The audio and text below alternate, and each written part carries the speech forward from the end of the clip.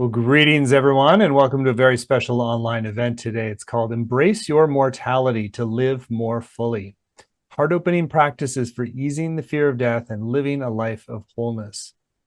My name is Stephen Dunn. I'm the founder and president of the Shift Network, and I'm really blessed to be with you here, getting to explore one of the most important topics for those of us on a spiritual path, which is how to face death and mortality, and to do so with dignity and with grace, and as an opportunity to really evolve, not just our own death, but really any death and any mortality around us, that it is really one of the fundamental root challenges of life we all must address. And we're going to get to explore this important frontier with a remarkable teacher who's been at the forefront of the conscious dying movement.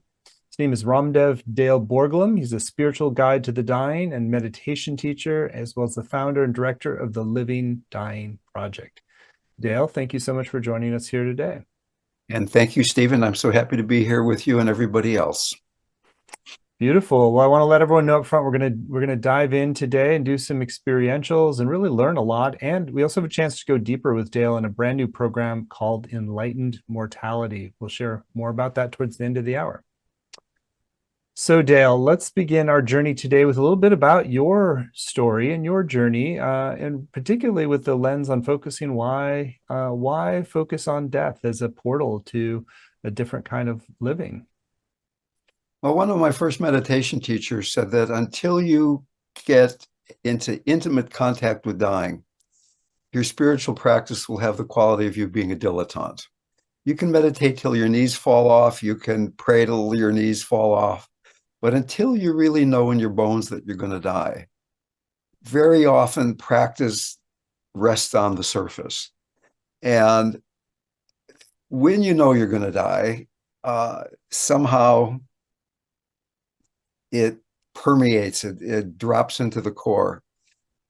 With very few exceptions, the most beautiful Americans I've ever met are people who are almost dead because they are willing to be with who they are. They don't care if they're rich or poor, fat or thin, but when you know that death is coming, then life becomes essentialized. And do we have to wait until the doctor says, hey, I've got bad news for you?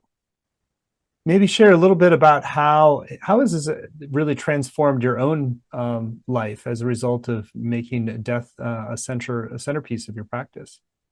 Well, I started out as a scientist. I was going to Stanford Graduate School in mathematics of all things. And as karma would have it, whenever Ram Dass would come to Northern California, he'd stay right across the street from me in Palo Alto. We got to be drinking buddies when I was in graduate school.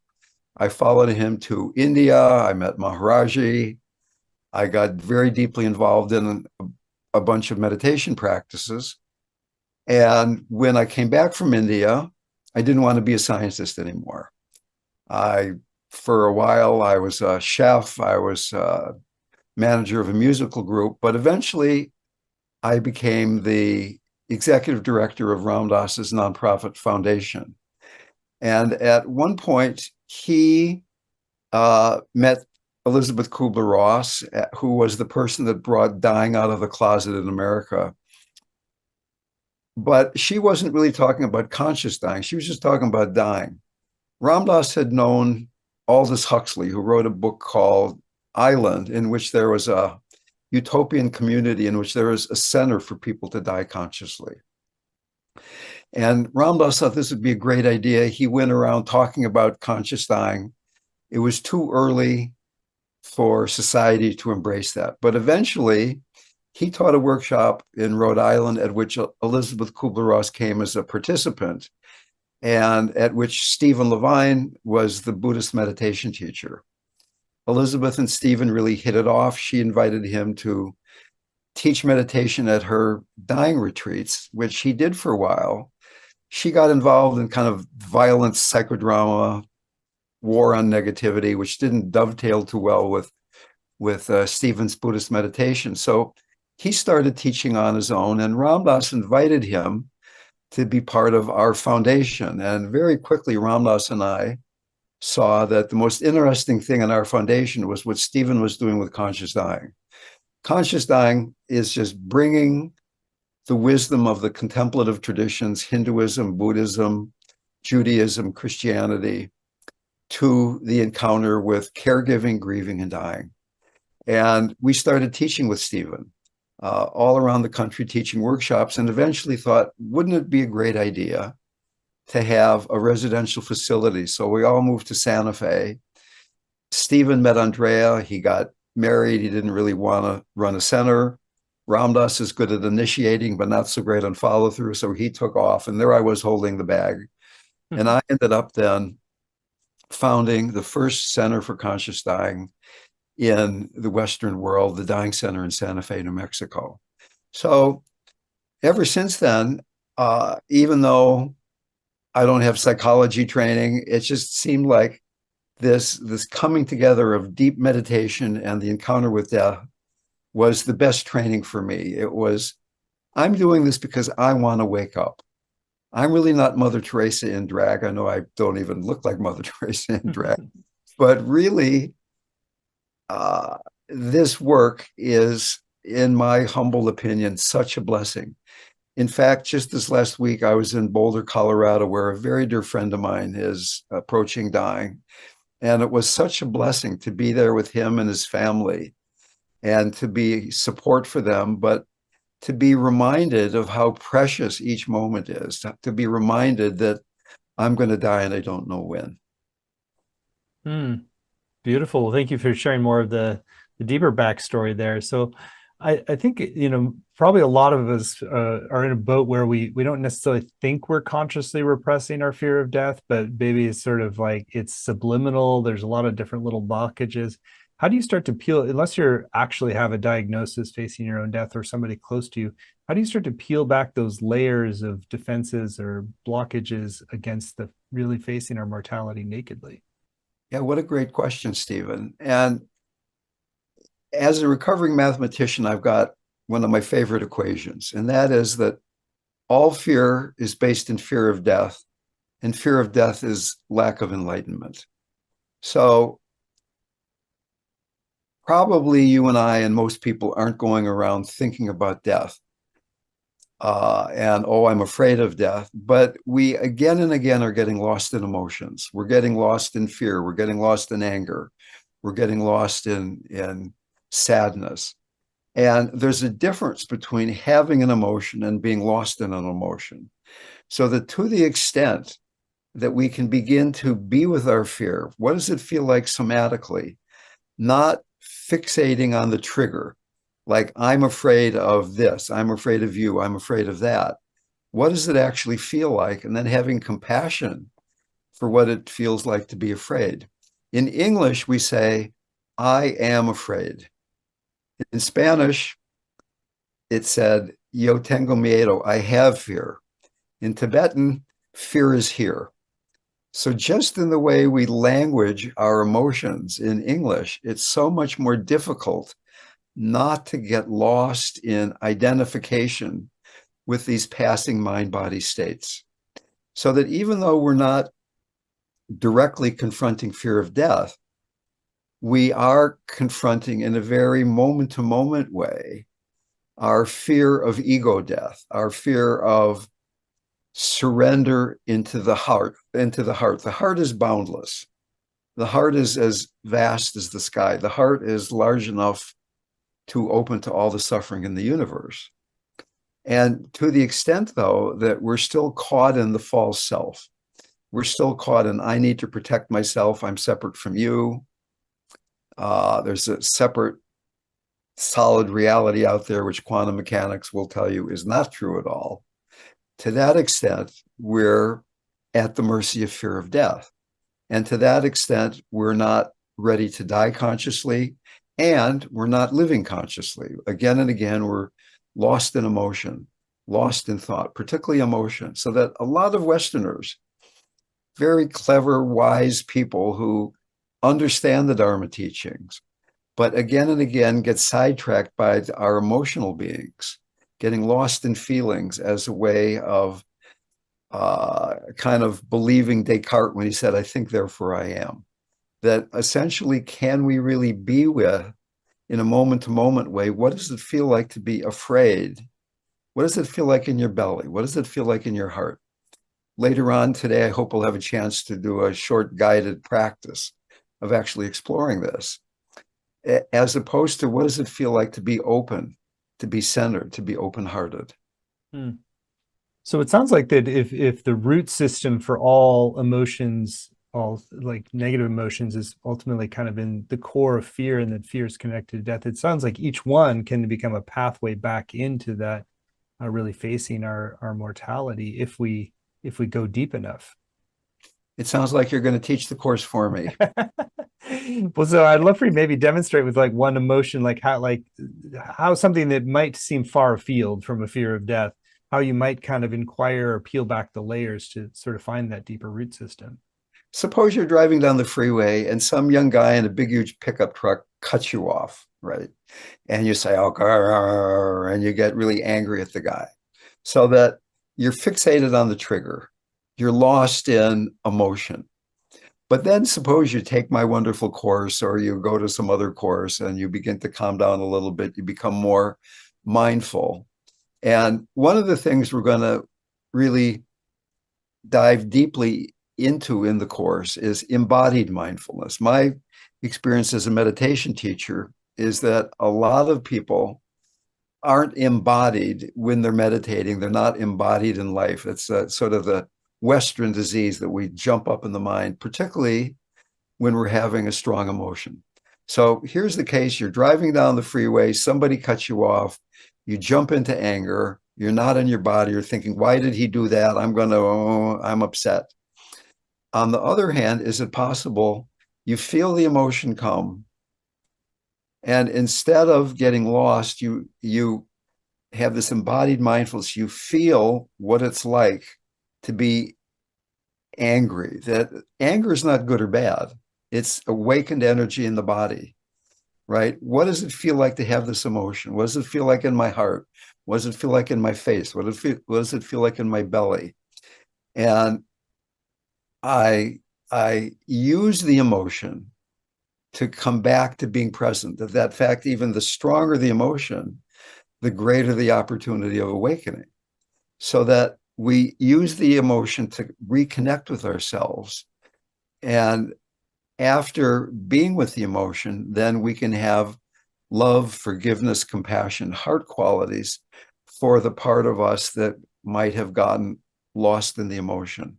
Hmm. So, as an example, compassion is not really learned in that big moment where the doctor says, I've got bad news for you, but in that very simple moment where you're trying to be present and you notice you've been lost. Is there some judgment, some self criticism where you're saying, Stephen, you're saying, Dale, there you did it again. You're not a very good meditator. Or in that moment where you notice you're lost in an emotion, can that be the inspiration to open your heart a little more? That the emotion itself, the caughtness itself, is the inspiration for deepening compassion.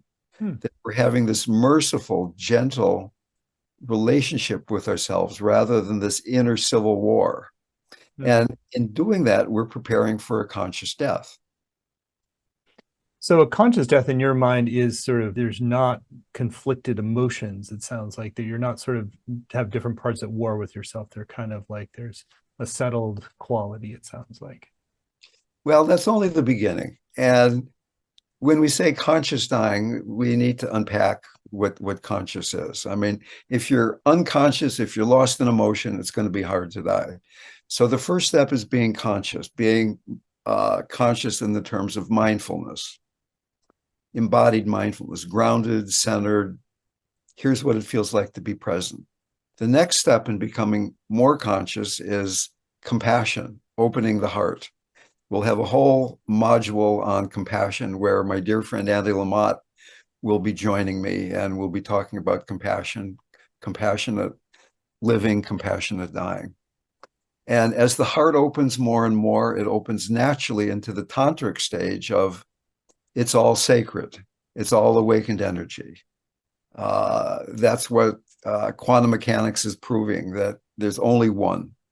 And then finally, non duality, so that truly conscious dying is what Ramana Maharshi, Eckhart Tolle, Ram Dass, different teachers talk about non-dual practice of you are whole already. That's not the path to enlightenment. It's the path of enlightenment, that we're there already, we just don't realize it. So that certainly, as you implied, being with emotions and not getting lost in them is one of the first steps. But just not being lost in emotions isn't fully conscious living, conscious dying. That it also involves going into this tantric stage, whether that's a devotional path or a more direct Buddhist kind of path, and then into non-duality. So that, like, for instance, one great Chinese sage said, what you are looking for is who is looking, right? Can we realize that who we truly are does not die? Hmm. So we're not really trying to exclude the emotions in any way, but we're just creating a different frame to hold them, it sounds like, our kind of wider frame of awareness.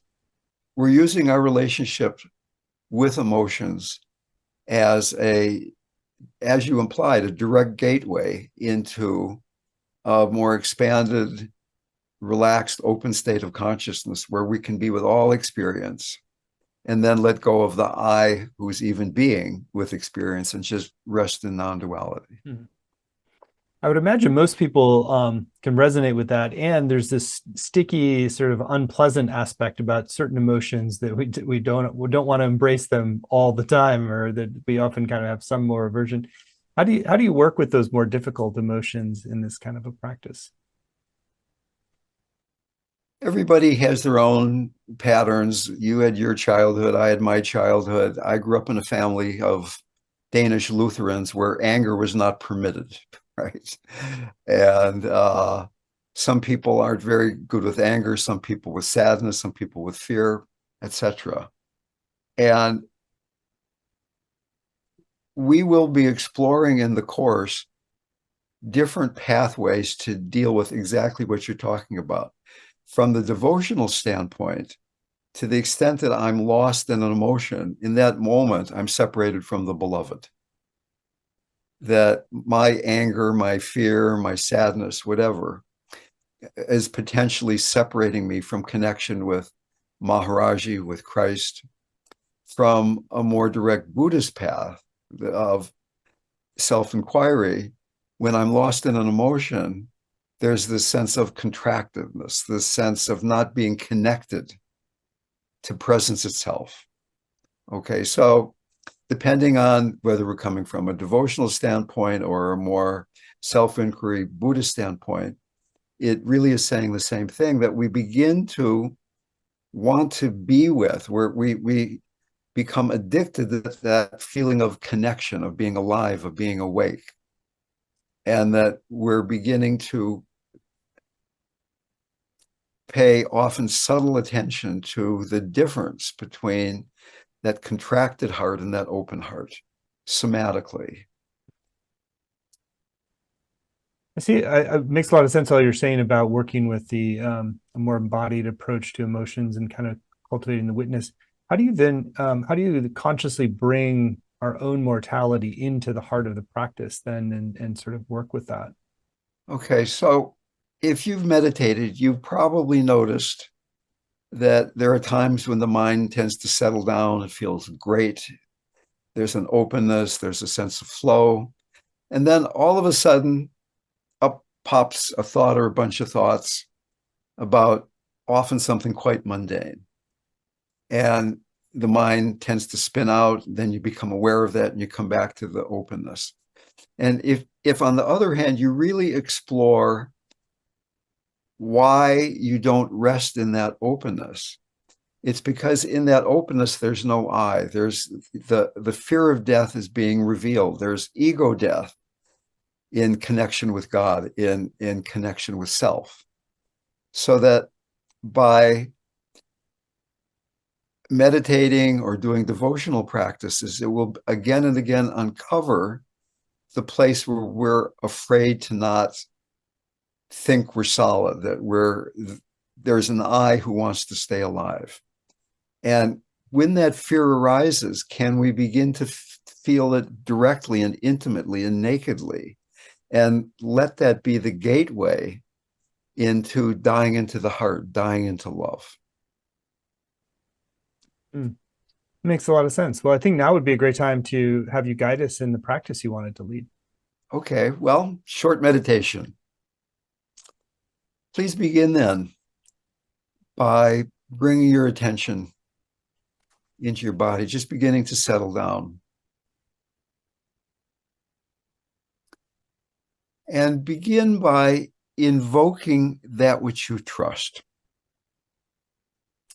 And by that, I mean, what is it that you trust more than the mind that's always changing, the body that's always changing, God, the higher power, Christ, the mother, your own true self, Buddha, Dharma, Sangha? Everybody trusts something. And in the beginning of practice, then, can we invoke that? Can we begin to have faith in this ability to surrender, to open to that which we don't know?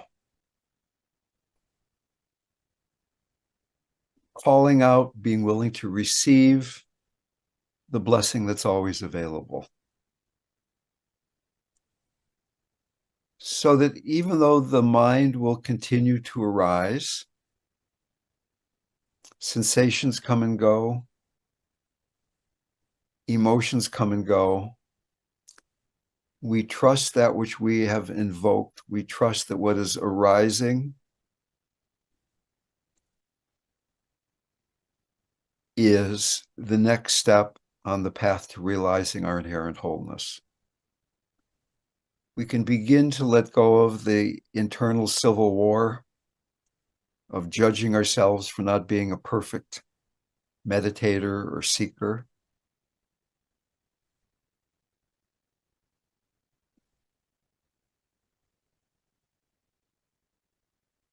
When you notice any grasping, just let go back into the flow of experience.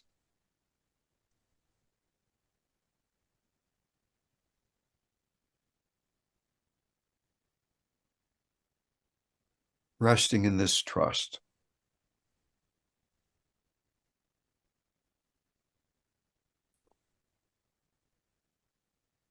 To bring this trust into embodiment, first take a couple of grounding breaths. As you breathe out, imagine that you're pushing an energetic egg out through the base of your torso into the earth that supports and nourishes. And as you breathe in, gently, easily receiving that grounding energy, slightly emphasizing the out breath, pushing out energy, awareness down into the earth.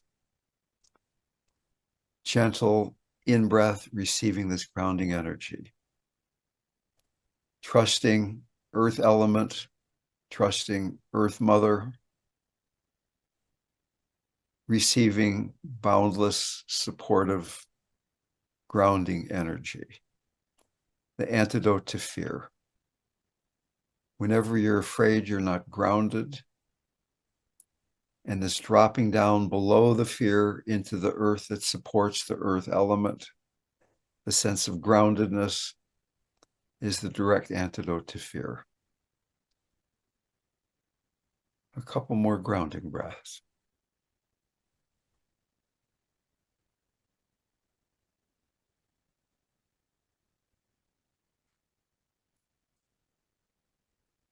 And then in a similar way, a centering breath down into the lower belly, the hara, a few inches below your navel, a few inches inside the front of your body.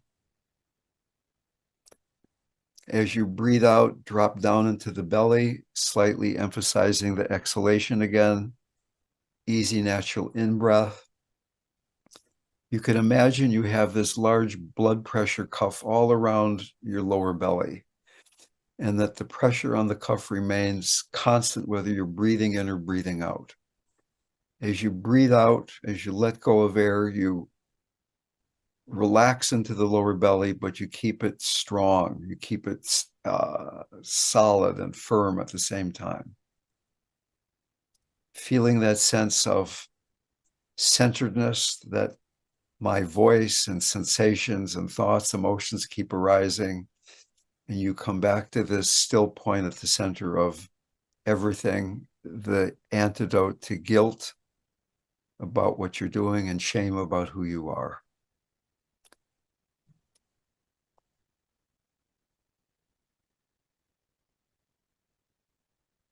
Dropping down into the lower belly with each exhalation.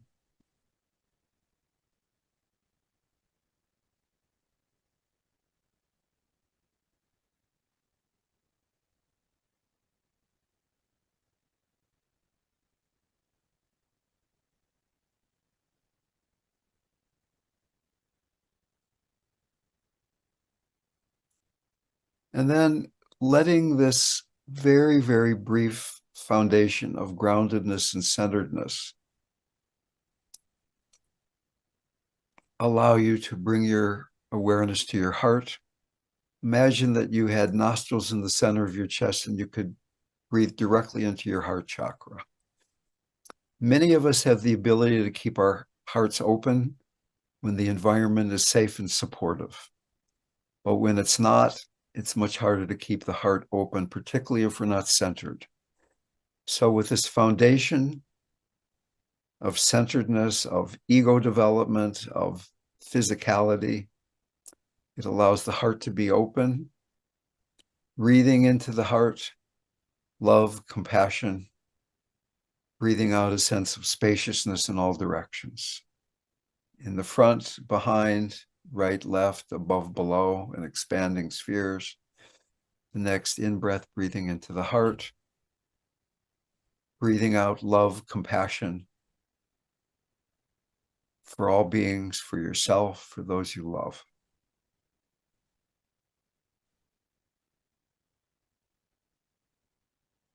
Breathing into the heart, breathing out.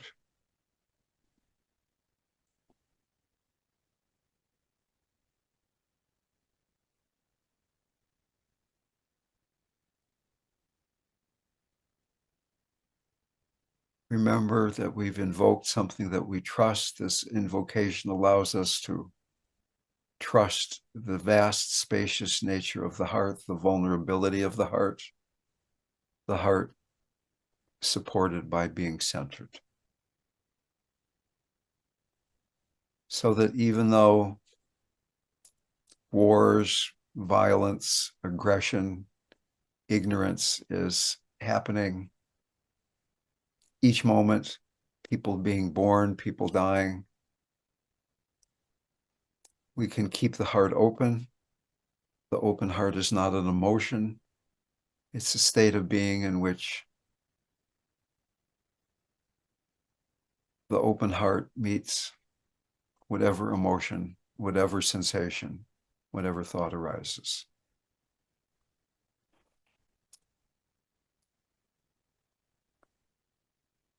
And then generating a wish that all beings might be free from suffering, that all beings might be free, that we might become warriors of compassion, confronting life and death with strength, with an open heart.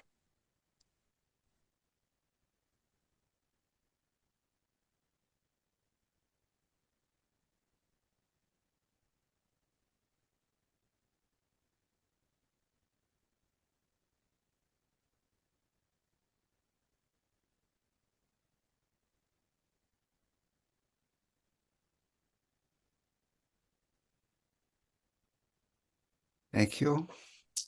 Let me say a couple of brief things about that practice. First of all, it was very, very abbreviated. Please do not be discouraged if you weren't deeply able to feel the groundedness, the centeredness, the open-heartedness. We're going to spend 3 modules of the course in exploring what we just spent 8 minutes diving into. Secondly, we really will emphasize the somatic because almost all of the Eastern practices that are so popular were developed by and for Asian people a long time ago who were walking around barefoot, didn't have an iPhone or an automobile, and were grounded. It was just assumed that you're grounded when you begin this great project of disidentifying with ego structure and identifying with who you really are. So for many Westerners, even people that have come to my groups who have been longtime meditators, they have found that their practice deepened by bringing in some of these somatic practices at the beginning of meditation sessions. Hmm. It makes a lot of sense around the historically not being an issue to be grounded, that it was really, it's more of a modern challenge since we get our attention pulled in so many different directions now, just thousands more inputs and distractions every day. How does this practice evolve or change as there may be a diagnosis of an illness, or there might be someone in our family? So when death becomes even more present in a very real way versus meditatively, how do you work with those sort of changing circumstances? Yeah, that's a great question. And first of all, you notice that in the beginning of the practice, I said, invoke that which you trust. And probably each of us did that with some fervor, some intensity, but some lack of that. But if like my friend who I was just spending time with in Colorado, he very likely is going to die this week. And when he thinks about invoking that which he trusts, there is a much more intense sense of motivation. In Buddhism, for instance, there are these things called the mind turning truths that turn your mind towards practice in the Dharma. The first one is you're going to die, but you don't know when. What could be more intellectually obvious? But we don't know, Stephen, you and I, if we're going to survive this meeting. We really don't know. I mean, statistically, it looks pretty good because we're almost done. But if you and I didn't know that we were going to be alive in half an hour from now, how would that change the way we're listening or talking or how we did that meditation together? Right? The other thing is that there will be practices presented in the course that work specifically with end of life issues, caregiving, dying, after death practices. Beautiful. Beautiful. Well, let's talk about some of the ways that this practice can evolve and deepen just as you start to sort of work with the different layers. In the beginning, how deep is your motivation? Do you know you're going to die, but you don't know when? Can that be a contemplation that we take inside that really begins to bring a sense of passion and love for our practice? Life is precious. We don't know we're going to have another chance to meditate. I mean, having a body that's strong enough, a mind that's clear enough, a heart that's open enough, living in a country that allows us to be doing this, having a bank account that allows us to take a shift network course. The very few people on the planet have that blessing. Okay, so we have this motivation. We then begin by cultivating embodied mindfulness. And in doing that, we begin to separate suffering and the causes of suffering. Cancer does not cause suffering. Divorce does not cause suffering. Resistance to cancer causes suffering. Resistance to divorce causes suffering. And until we actually get in a very immediate and intimate way that we're causing the suffering. It's not the traffic that's causing the suffering. It's not the weather that's causing the suffering. It's our relationship with it. Then as we begin to get that and the mind begins to stabilize, then very naturally the heart begins to open. The heart of compassion, the heart of love, the heart of devotion. And the heart is boundless, it's connected. The open heart is boundless and connected. And as we begin to appreciate the boundless nature of the heart, the eye fixation remains, but instead of it being right in your face all the time, it's just one point in the vast sky of heart mind. So that then empowerment, the fact that the power of God, the power of the universe, the power, not my power, can flow through because I'm not so busy being me all the time. And that deity or that quality I invoked in the beginning is revealed to be none other than my own true nature and your true nature and everybody else's true nature. So that we begin to rest in the sacred nature of things, the sacred nature of cancer or no cancer, war or no war, etc. And then finally, non-duality itself, the lack of all grasping, the letting go of the subject, as well as previously how we let go of the object. We're now resting in pure awareness itself. And this is of crucial importance because that's what we die into. One of the first things that happens after physical death is we die into the light, we die into pure consciousness. So, to the extent that we practice that some before we die, St. Paul in the Bible says, die before you die. To the extent we practice dying into love, into life, into pure consciousness, then the final death won't be such a big shock. But to the extent that you or I or anybody has been tightly holding on to I'm me and I'm not you and everything is solid and real, death is going to be awfully challenging. Mm. So that there's this gradual process of letting go of who we think we are, resting in consciousness, resting in the sacred nature of things, so that we're dying moment to moment into the next moment. There's no grasping, there's no holding. There's a sense of ease, a sense of joy.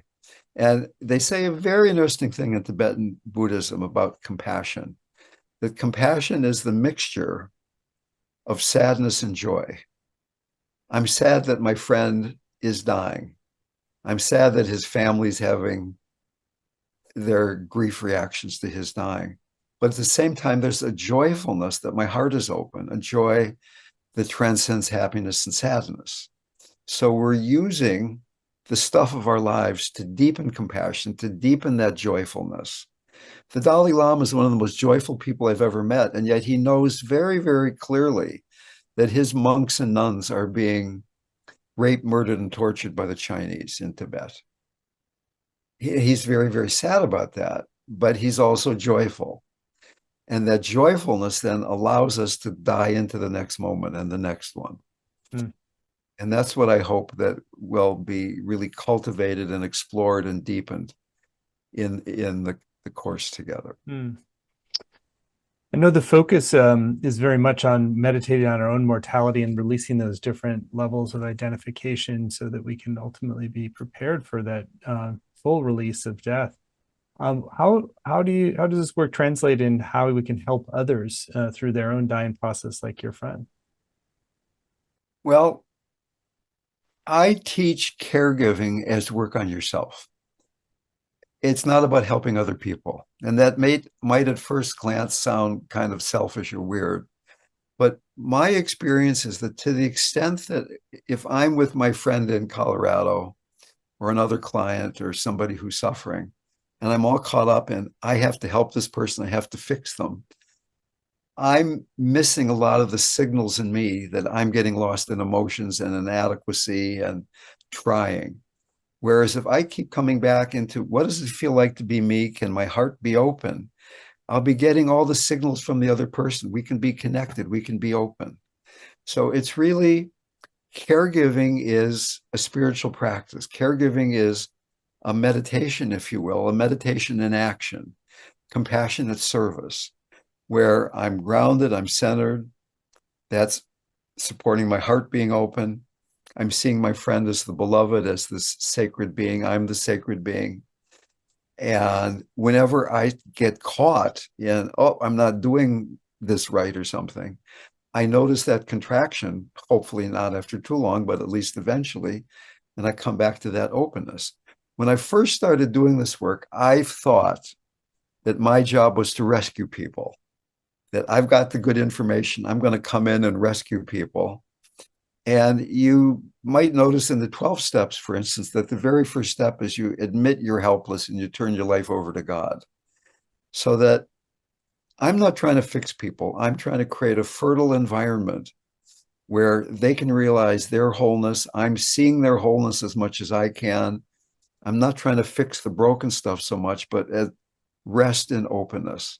Maharaji, my guru, Ramdas's guru, said that teaching by individual differences is not the true way, that we see the wholeness in each person.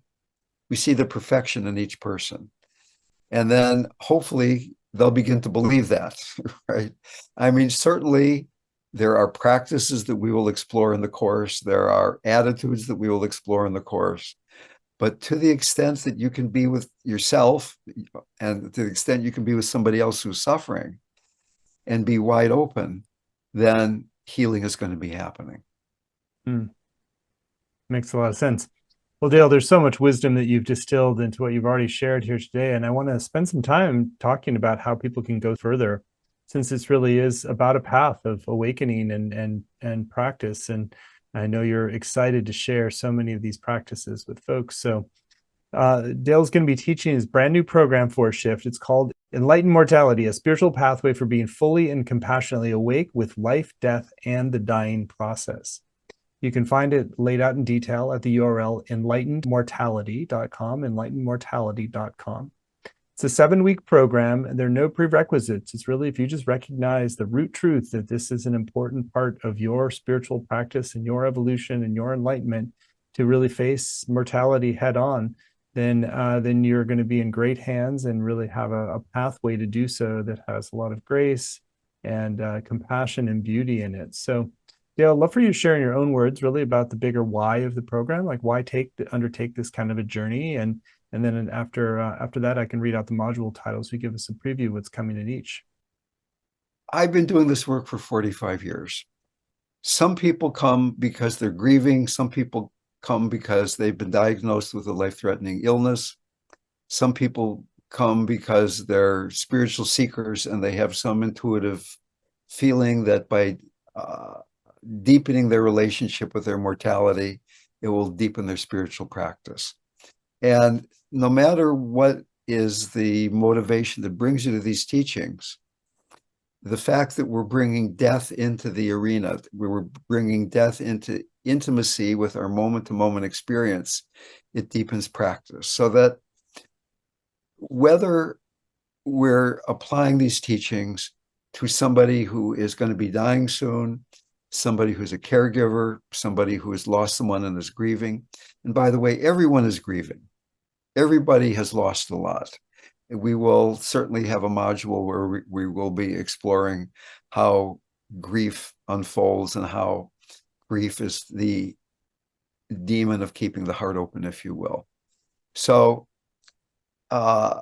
we will go through this graduated path, this developmental path, to go from the beginning of motivation and why are we doing this to finally the complete wide open non-duality, spaciousness, dying into the moment, and working with practices so that each person, no matter where they are on the path, will have this diagnostic tool. Here's where I am, here might be the next step. Whether we're exploring through the channel of the mind, through the channel of the body, or through the channel of living spirit. Module 1 is called Activate a New Path to Wholeness and Motivation for Being Truly Alive Through the Wisdom of the Dying. So motivation 1 will be an overview of the whole course. It will talk about all the other 6 modules briefly, give people a sense of where we're going and why we're going. And it will look very quickly at motivation for practice itself, why we're here. And everybody has some yearning. Everybody wants to be more connected. Everybody wants to be happier. Everybody wants more loving relationships. Everybody wants more loving relationships in their life. So we're talking about jumping on the path more fully than we have before, using death as the motivator, not in a morbid sense, but in a very alive, passionate sense. The word compassion actually has as its root word passion. that with passion, we're going to be finding passion to deepen our practice. Module 2, invoke trust and spiritual safety to surrender more fully to the moment. So we'll look at what you trust. Do you trust Buddha, Dharma, Sangha? Do you trust Christ? Do you trust your own true self? Do you trust the message that your suffering is bringing to you? Everybody trusts something. And by getting more in touch with that, by invoking, which includes this somatic invocation of getting grounded and getting centered as a way of an embodied mindfulness. As I mentioned before, in the West, in my experience as a meditation teacher, there is not nearly enough emphasis on embodiment, that one can use mindfulness and kind of stay on the surface and avoid certain emotional patterns, so that we will deepen trust and deepen our somatic mindfulness as the prelude to the next module, which is cultivate compassion to shift from grief to connectedness, and this includes guest speaker Anne Lamott.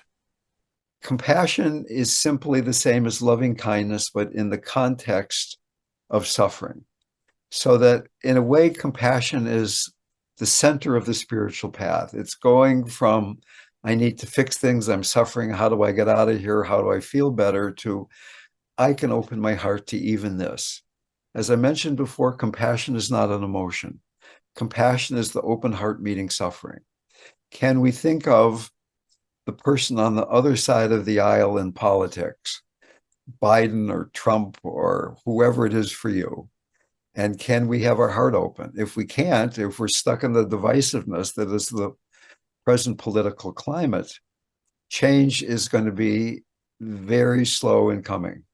So that we're at a crucial point in the evolvement of the planet, as far as I'm concerned. And the more people can have compassion, the more healing we can find. So that partly in this course, we're talking about individuals working with a dying person, working with a grieving person, but also the collective, the planet itself, the earth, the people in the Ukraine, the people in Lahaina, wherever people are suffering. Can we even trust that we can open our hearts to that? Module 4, learn to fully embrace all of life through an empowered, radically awake and open heart. So basically, what we're talking about here is Tantra. In the West, typically, Tantra is thought of as sexual Tantra. It's much, much greater than that, much vaster than that. It's really using all experience as awakened energy that allows us to go more and more deeply into life itself. Whether it's anger or sadness or grief, it's all awakened energy. We're going now beyond fixing things and realizing that we can be with things exactly the way they are, because it's all a face of the Divine Mother. It's all pure energy. It's all awake. Module 5, actualize a deeper sense of wholeness to dissolve the fear of death and rest in your eternal essence. So here we're talking about non-duality. Ramana Maharshi, Eckhart Tolle, so many wonderful teachers. And this is of crucial importance because it is into non-duality that we die. And to the extent that we practice dying into that moment to moment while we're alive, we can then much more fully participate in the wonderful spiritual opportunity that dying presents. All the world's wisdom traditions say that the moments leading up to and particularly immediately following physical death are the best, most auspicious opportunity in an extended lifetime in which to awaken. Module 6, approach conscious caregiving as compassion in action and spiritual practice for self and others. So in Module 6, we'll be taking all the other 5 previous modules and applying it to the experience of caregiving and even caregiving for self. Very often people say to me, I have so much compassion for other people, I don't have much for myself. So that caregiving will not only be compassion for others in application, but caregiving for self, embodied mindfulness, open heartedness applied to the activity of caregiving as a path to awakening. Module 7, merge your mind with the one mind to transmute the fear of death and accept the loss of control. So, this is a summary of the whole course. We're taking all of the practices, coming to the place of profound openness, whether there's living, whether there's dying, whether there's grieving, whether there's happiness, whether there's sadness. And rather than be mindful of a thought, we're mindful through the thought into the nature of things. So we're going from paying attention to things to, in the compassion stage, what is our relationship with things, to the tantric stage of here is the sacred nature of things, to now finally resting in the oneness of things. My guru Maharaji kept saying sabek, sabek, it's all one, it's all one. And to the extent we're lost in the differences, we're lost in the difference between life and death, between happiness and sadness, then we are missing the vastness that is our true nature. Profound wisdom indeed. Thank you, Dale. So clearly it's going to be a profound and heart-opening and deepening journey to take this 7-week journey. And so I'll share a little bit more about it. So again, you can find the whole program laid out in detail at enlightenedmortality.com. So you get not only the 7 90-minute live sessions with Dale, which is going to include time to ask your questions, engage in practices together. We'll also give you recordings of every session, both video and audio, so you can go back and add things to your transformational library and return to them years from now. You also get word-for-word transcripts to work with, study, and highlight, weekly exercises and practices for inquiry and learning, as a Facebook community to support you and deepen your experience. And on the page, you'll see a number of extra bonuses to enhance your journey as well. There's a PDF excerpt from Dale's forthcoming book, Life in a Body, How to Live Your Life So You Can Die Without Fear. Want to share a little bit more about that excerpt from your upcoming book? Well, it's the first chapter of my long-awaited and long-avoided book. It just got sent out to the publishers last month, so it probably won't be on the bookshelves for another 6 to 9 to 12 months, depending on how long the publisher takes to do their editing and get me to make changes and things. So this is an overview of the book. It talks about my life in a bit more detail. It talks about the path. It's got some photographs in it. And as I say, it's the introductory chapter to a book that I really enjoyed writing, and I particularly enjoyed getting done with writing it. Very honest there. There's also an audio teaching from Dale called The Heart of the Matter. It's a full keynote address on conscious dying. There's just another bonus. And I also want to draw your attention to one extra bonus that is a special one that you get just when you sign up by midnight tonight. This gives you a little extra reason to tune in now and really get a sense for if this is the right next step for you. And if you get the sense to move forward, you're going to get that full extra bonus. It's called Conscious Dying, A Spiritual Approach to End-of-Life Issues. It's a full audio teaching, and Dale, want to share more about that? This is a talk I gave that is some of the core teachings that are going to be in the course. It's a rather short talk, maybe an hour long, so it touches on the core points that we've been talking about today, and I think would be a real inspiration to diving in deeper, maybe a big encouragement to take the course itself. Well, it's a great extra reason to sign up today. And again, there's more detail on that bonus at enlightenedmortality.com. So we've kept the investment for this program very accessible. It's just 3 payments of $128, or you can save 10% when you pay upfront in full with one payment of $349. The course is going to start October 4th and run Wednesdays at 1 Pacific, 4 Eastern. But even if you can't make the live times, you can still get the full value with the recordings and transcripts in the community as well.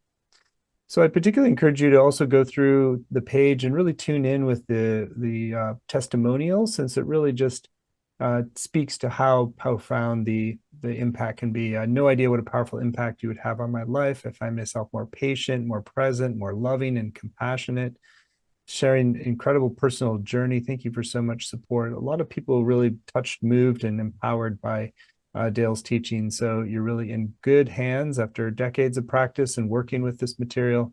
And you're really going to be in for a blessed journey, I believe. So again, you can find all the details at enlightenedmortality.com, enlightenedmortality.com, and you get the special bonus on conscious dying when you sign up by midnight tonight. So Dale, we just have a couple minutes left. Anything that's still on your heart you want to share with folks that we haven't gotten to share, and we're considering going further with you on this path? The only thing I can say is coming into intimate relationship with your mortality, with my mortality, is the greatest inspiration to practice that I have found. That in this 21st century right now, the deepest spiritual practice that I have found is having some outer relationship with death combined with an contemplative practice, meditation, prayer, whatever that might be for you, so that we know we're going to die. We're working with the dying, possibly, maybe not intimately right now. And we're working inwardly on dying into the next moment. These two come together in a way that is very, what can I say? They feed each other in a way that really deepens practice. Beautiful. Well, Dale, it's clear your dedication to this practice and this really living in a very enlightened mortal way, and to embrace our full humanness while disidentifying with the parts that keep us trapped and stuck. So thank you so much for all you've been sharing and all your wisdom today. And thank you so much also for partnering on the Enlightened Mortality program. And I know folks are going to be in for a blessing if you choose to move forward. And again, you can do so at enlightenedmortality.com. And you get this special bonus on conscious dying when you sign up by midnight tonight, Pacific time. So thank you all. And thank you, Dale, for a beautiful hour together. Many Thank you. It's blessings. been a real pleasure to be with you and everybody.